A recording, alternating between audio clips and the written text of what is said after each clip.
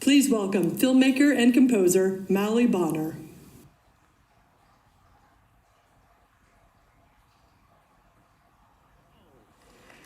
Yo, make some noise for Emma. What?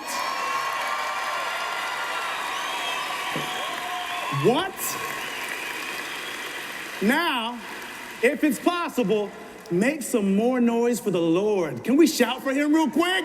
Yes!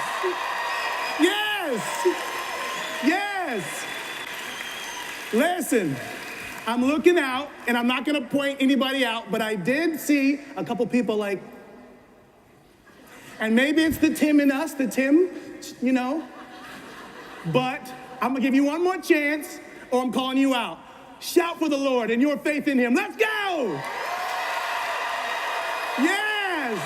Yes! Thank you. So listen, faith is a very interesting thing because it demands for us to take a leap. We don't know where we're gonna land. If we know where we're landing, then it's not really faith. We have to go into the unknown, and it's vulnerable, and it's scary, but we have to take that leap. Am I right? And for me, it feels like this. Half naked, if not all the way, jumping off a cliff. That's what it feels like, but that's what it requires. And I was raised in a family that I had two parents that they lived by faith. Everything was a leap of faith, so that's all I know. And I'm gonna share something with you, a story.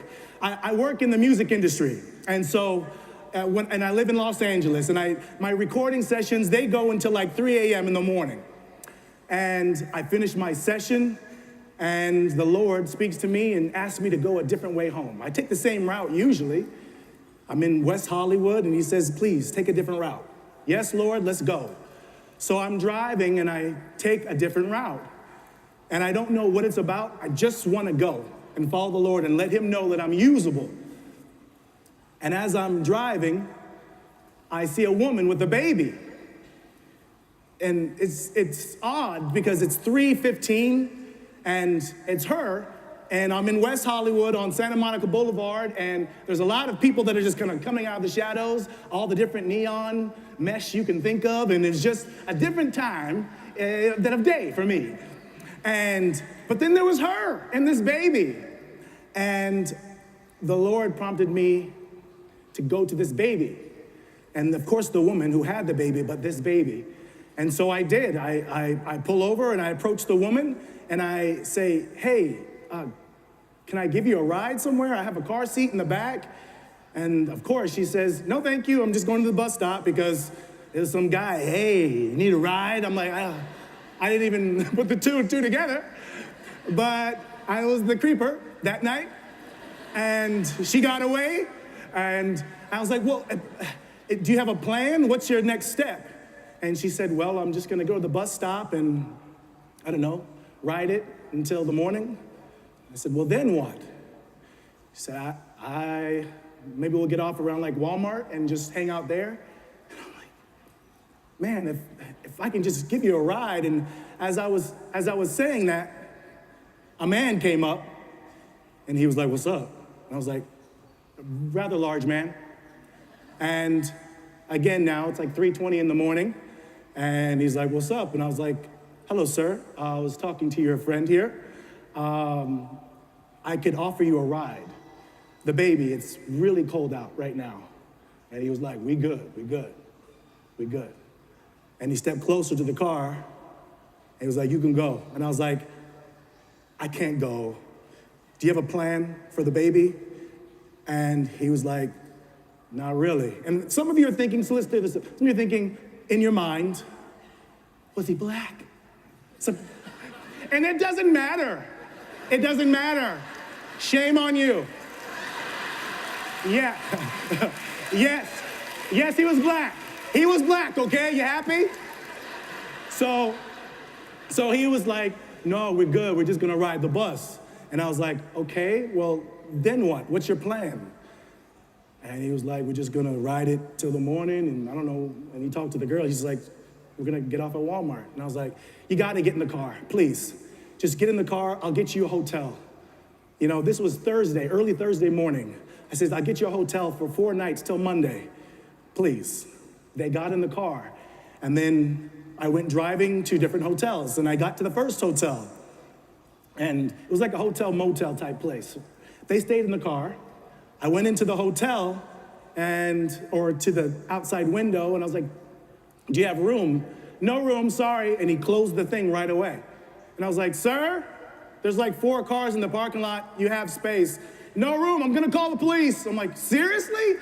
And so I get back in the car and we do it again. 4 more hotel motel type places, 4. Each of them saying no room, no room. And so I tell the family, I was like, listen, we gotta get out together. So maybe if they see a family, it'll be different. This is now 3:45 a.m. and I get to this next hotel and it says vacancy on the outside. So I'm like, let's go. I go in and I tell them, hey, we need a room, 4 nights. Sorry, there's no room.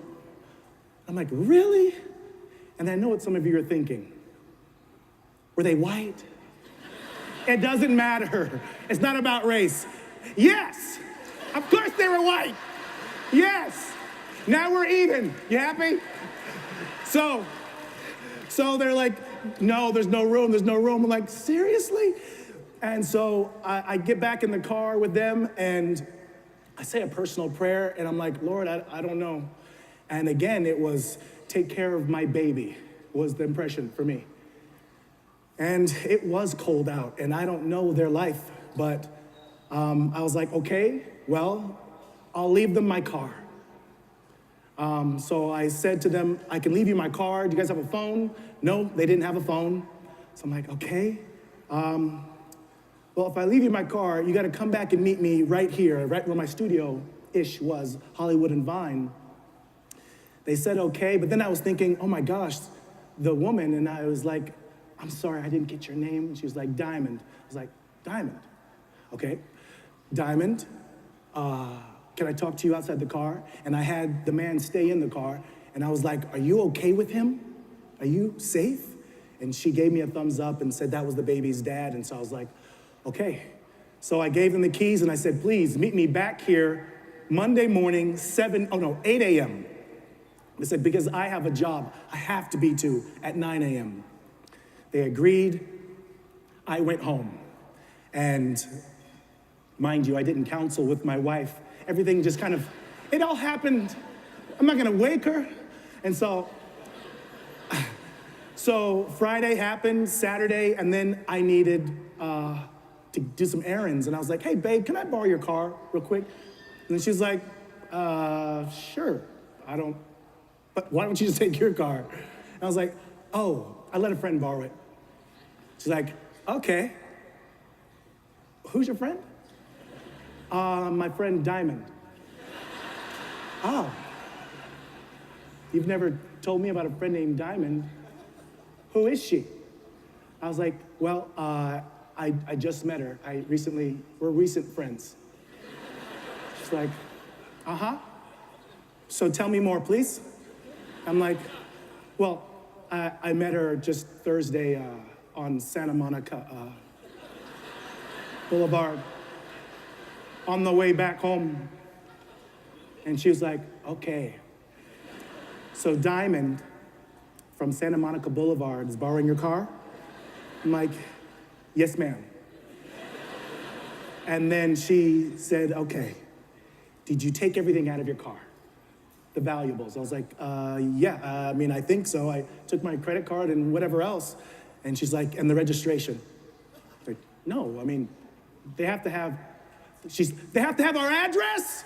And I was like, no, I didn't think about that. She's like, yes, they have our address. And this exact picture I was like, this is me. I had no words. And she was just telling me how foolish it was. How could you do this? Now they know where we live. You don't know these people. Give me the garage opener, she says. It's like, from the car. And she, of course, she was not happy. She stayed at her mother's for the next few days for safety. And she said, you had better You better hope they show up Monday morning. And I said, yes, ma'am, they will. But can I borrow your, no, okay, that's fine. So now Monday comes and I'm out there early. I'm an hour early. And I'm just looking, is there any, please tell me there's somebody. Each car, I felt like I was like the last person at school waiting like for your parent. Like it was just, every car had to be the car. 8 o'clock rolls around. Nobody. 8:30. Nobody. And my phone rings, and it's my wife. And I don't know what's worse, to answer it or don't answer it. I answer it, and she says, you're in your car? I said, well, not at click, okay. And so that was it. I walk down the street, and I go to the police station. And I tell them, my car's been stolen. My car's been stolen. And they're like, well, what happened? I gave my car to, sir, you gave your car. Well, no, I let a friend borrow it. Like, so you let a friend borrow your car. I'm like, oh, no, it was Diamond. I never met her before in my life, but it was 3 a.m. and the person's like, Santa Monica Boulevard, uh-huh. And I'm like, how do I get my car back? They're like, well, what's your license plate? I give them my license plate. They look it up, and it's at a tow yard. And I'm like, I knew it. They were gonna show up, but something happened. So great. I then quickly take a bus to my job, and I get to my job, and that morning it was, I'm in the music industry, I think I told you already. So it was the Peppa Pig tour I was working on. So singers, and I'm booking, and they're like, Mauli, why are you getting off the bus, Mauli? And I was like, well, I let a friend borrow my car. A friend? Why did your friend borrow the car? And excuse my bad English, but, why did you let your friend borrow the car, Mauli? And I was like, well, I let someone use it from the street, Diamond, and they were just like, no, Mauli, you realize how this sounds, right? I'm like, yes, but my car is at the tow yard. Well, go, Mauli, get your car. And so I leave my rehearsal, I go straight to the tow yard, I give them my information, and they show me my car. And it is like beyond crushed. It is really bad. And I go up to it, and I'm looking in, and there was blood like everywhere. Yeah, and I start crying because I was thinking, that baby, that poor baby, and I was just thinking like, Lord, what did I do wrong? What have I done? And I talked to the people, where are they, what happened? And they let me know that they were taken to the hospital. And so I called the hospital, and a little white lie, I said I was family, and they started giving me information, and they told me that they were severely injured, broken jaw, lacerations, broken ankle, but they left the hospital. I was like, they left? They didn't? And I said, what about the baby? Let me see here. The baby's fine, no injuries. It's like, and the baby's gone? Like, no, the baby's still at the hospital. Like, what? So I try to find out more, and they said, actually, we can't give you more. You'd have to go to the police station. So I go to the police station, and they let me know that that baby was taken that night that I picked them up. Someone broke into a family's home and abducted that baby. And I was the getaway vehicle for that. But they now were able to return the baby back to the home. Of course, I didn't tell them my role in everything. I just don't know how it would play out, so I left that out. That's not a lie. I just didn't say everything. So, and when you think about everything that happened in this whole deal, is the moral of the story basically, when we have faith, everything's gonna work out in the end. Is that it? No, it's not it. Because the reality is, we don't always get to see the outcome when we're faithful. We just take that leap for the Lord and trust that whatever He has planned will be. And sometimes, oftentimes, we don't get to see the fruits of our faithful laborers. That's just the way it goes. And when you think of people before us, the most faithful we can think of, Joseph Smith, what a faithful life. And did he get to see the fruits of his faithful labors? The things that happened to him in his life and how it ended and what happened to his family? He can't do the work, waiting to see the fruit. We do it because we love the Lord and we want to be used in His plan. Our faith,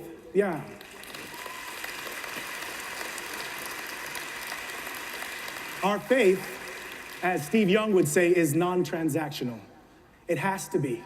We do it because we love Him, because we want to be used by Him, and trust that all will be well. That's what I learned. All is well. I loved that from yesterday. Even Jesus Christ's life. What a life. And we think about the way His life ended. If we're looking at His faith and judging it based on the outcome, what an epic fail to be turned in by your best friends and then crucified on the cross. But was it a fail? Of course not. He didn't get to see in His physical life here the fruits. But look at the world we live in, the fruits of His labors. I promise you, when you take your leap of faith, the fruits will be there. You may not be privileged enough to see them. We have to be okay with that. We just do it because we love the Lord. So take a second and tell yourself that you will be more faithful, that you will be usable to the Lord, because He needs us all, and He just wants us to take that leap. On the count of 3, we are going to do better than we did in the beginning. We're going to jump up and we are going to shout praises to the Lord and celebrate the faith that we have. Tim, I know you can hear me. We're going to shout praises to the Lord on 3. 1, this is for Jesus and our committed faith to Him. 2, this is basically a standing ovation as well. 3, for the Lord. Come on. Yes. Yes. Yes. Yes. He is worthy. Yes. Yes. Thank you so much.